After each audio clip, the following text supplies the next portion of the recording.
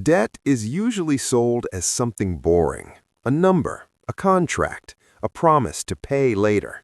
But here's the uncomfortable truth. Debt is not just money. Debt is control. And today, it is the most powerful political weapon on earth. Not tanks, not missiles, not even elections. Debt. Because if you control what someone owes, you quietly control what they can do next. Pause for a second. Right now, governments are falling, policies are changing, wars are being delayed, and entire populations are tightening their belts, not because they lost a war, but because they missed a payment. And most people don't even notice.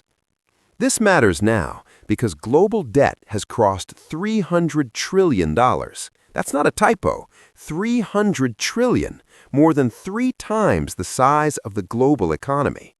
And here's the strange part. No one seems in charge. Yet somehow, the rules are always enforced. So, how did we get here? To understand how debt became a weapon, we need to stop thinking of it as money and start thinking of it as leverage. Originally, debt was simple. You borrow, you pay back. End of story. Kings borrowed to fight wars. Merchants borrowed to move goods. Farmers borrowed to survive bad harvests. If you couldn't pay, there were consequences, sometimes brutal ones, but they were personal and local. What changed wasn't debt itself, it was scale. In the 20th century, governments discovered something magical. They could borrow not just from people, but from the future. Modern governments issue bonds. These are promises. Lend us money now, and we'll pay you back later with interest. Sounds harmless, but here's the twist. Governments don't just borrow for emergencies anymore. They borrow to function. Budgets stopped balancing decades ago. Deficits became normal. Debt stopped being a temporary tool and became permanent infrastructure.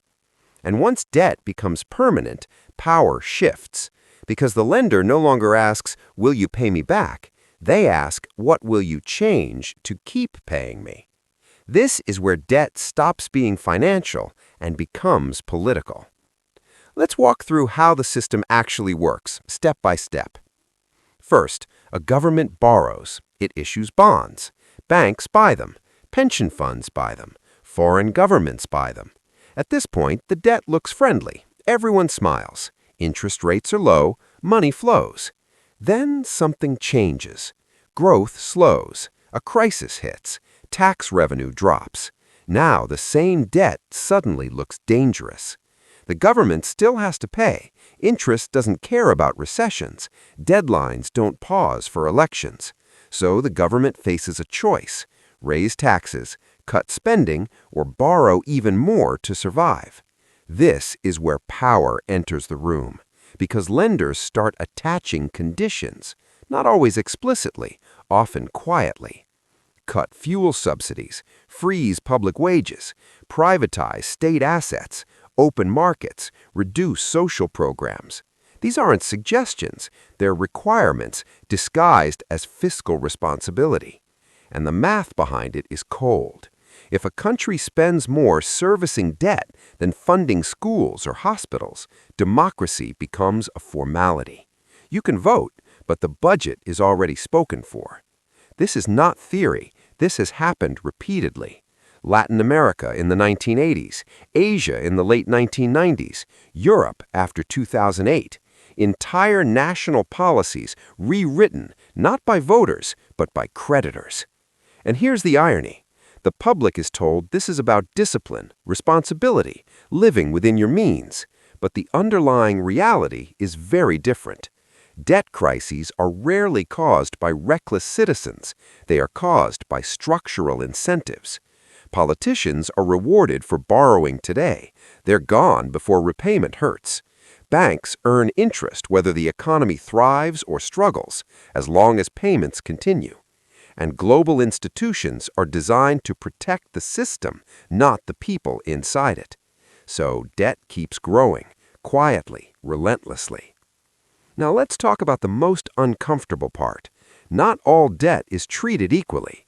Some countries can drown in debt and survive. Others collapse at much lower levels. Why? Because debt isn't just about how much you owe, it's about who you owe and what currency you owe it in. Countries that borrow in their own currency have a hidden advantage. They can print, they can inflate, they can delay the pain. Countries that borrow in foreign currency don't get that luxury. They must earn dollars or euros or face default. That dependency is power. It means trade policy changes, foreign policy shifts, domestic priorities get reordered, not because someone invaded, but because the numbers demanded it. And this is where debt becomes a geopolitical tool. Lending isn't always about profit. Sometimes it's about influence. Financing infrastructure, funding development, offering help during crisis moments. The terms look generous at first, low interest, long timelines, but the leverage comes later. When a country can't pay, when refinancing becomes necessary, when strategic assets suddenly appear on the negotiating table. Ports, energy grids, mineral rights, voting alignment. Debt doesn't need to conquer territory, it just needs to outlast resistance. Now contrast this with how debt is talked about publicly. We're told that debt is abstract, too complex, a problem for economists. We're told markets are neutral, interest rates are natural, austerity is unavoidable. But behind the language is a very human reality. Debt transfers decision-making away from citizens and towards balance sheets.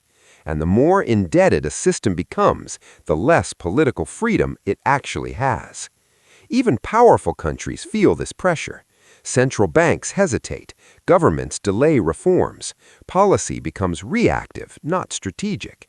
Everything is done to keep confidence alive. Because once confidence breaks, debt stops being manageable and starts being explosive. Zoom out even further.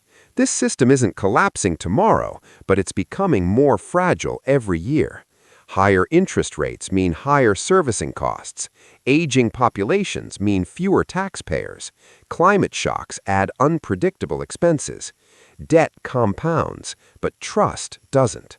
At some point, something has to give. Either debts are restructured, inflated away, or politically enforced through cuts and controls. None of those options are painless. All of them shift power. And here's the quiet truth most people never hear. Debt works best as a weapon when it doesn't look like one, when it feels technical, when it feels boring, when people argue about personalities instead of incentives. Because by the time the consequences show up in daily life, the contracts are already signed. So the next time you hear that a country has no choice, that markets are demanding reforms, that cuts are necessary, ask a different question. Who is owed? Who benefits? And who no longer gets to decide? Because debt doesn't just predict the future, it quietly votes on it. And once that vote is cast, reversing it is much harder than taking the loan in the first place. So here's the unresolved thought to sit with. If debt now shapes policy more than elections, if financial promises outlast political promises, then at what point does economic power stop serving democracy and start replacing it? And who decides where that line really is?